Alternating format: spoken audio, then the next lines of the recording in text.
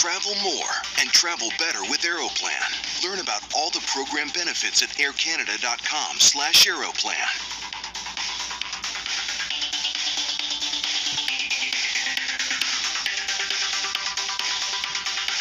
Hopefully we're helping you grin and bear this Wednesday morning in the city of Toronto.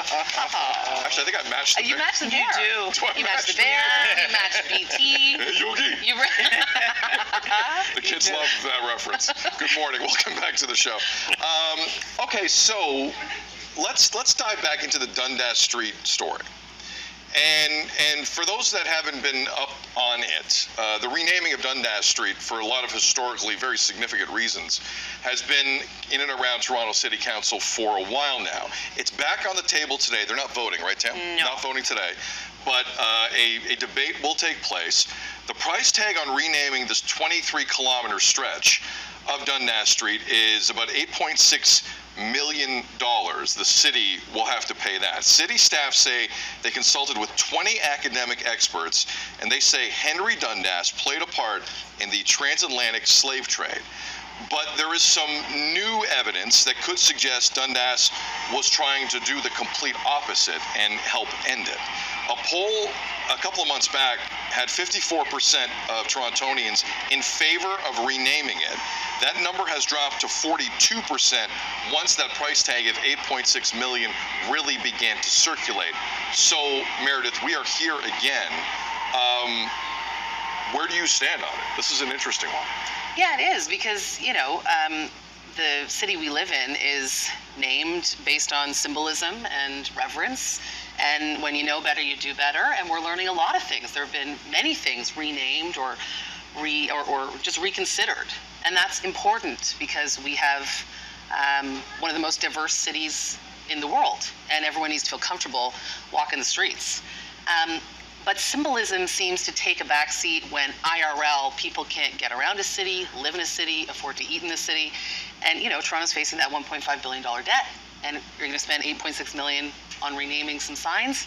I don't know if we're doing it right now. I think it has to be in the mix, but I don't know if it needs to be on the top of the list at the moment. Because I think there are, you know, real in-life issues facing the people of the city more than seeing a sign.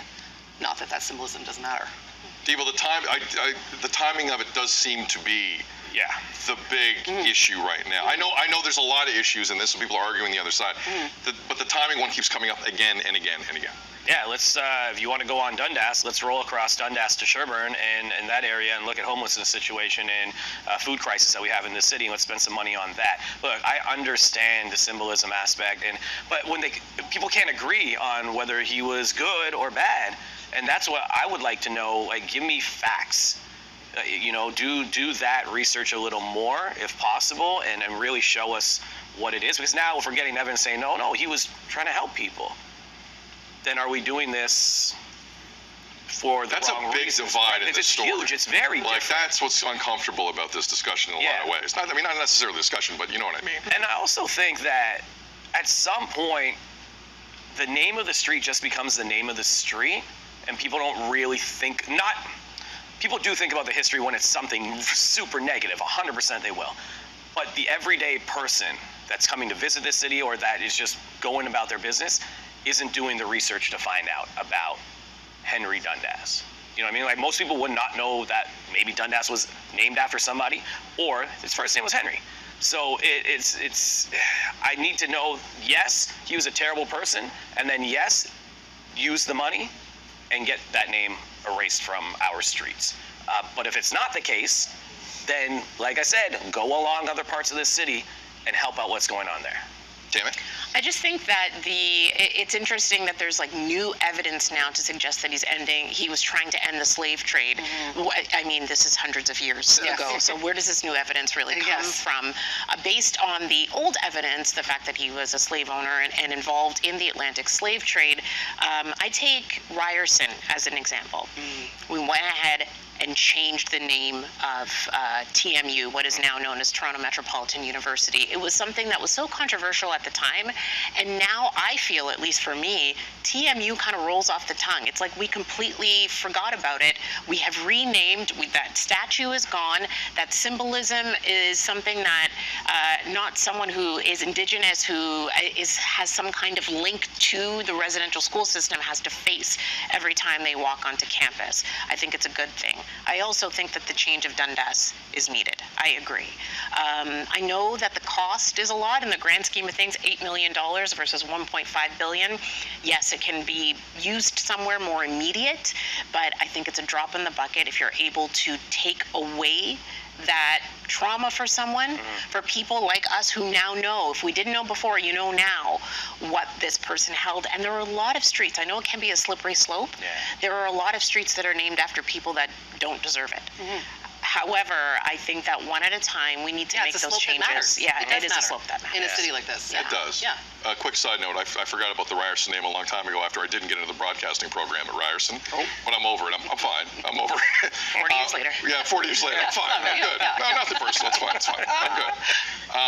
But in terms of, if the Ford government deal didn't just happen, I'd be less inclined to do this now for all the reasons I've heard here at this dais about, the federal government has a lot of new Canadians coming into the city. We have to take care of people here. Yes. And Olivia Chow gets in the office and goes, wait a second. We have to do what? And we don't have the money to do this? So if that deal with the Ford government, the $1.7 billion for 3 years didn't happen, I'd say we gotta wait. I think drop in the bucket is an appropriate way to put that when you look at how much money that is.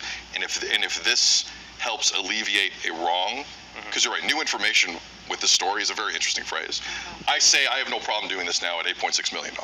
If that new money's coming in, I got no problem with it. 3 weeks ago, I'd say no. But we'll see what City Council has to say. But as of right now, with that fresh money coming in, I think now, if you're ever going to do it, just do it now, because I'm getting, I think we have to move on to other issues in this city. But this is an issue, and I think we have to deal with it. All right. Feedback at breakfasttelevision.ca. Let us know about this issue, Dundas Street, the naming of, in the city of Toronto. More BT coming up after this.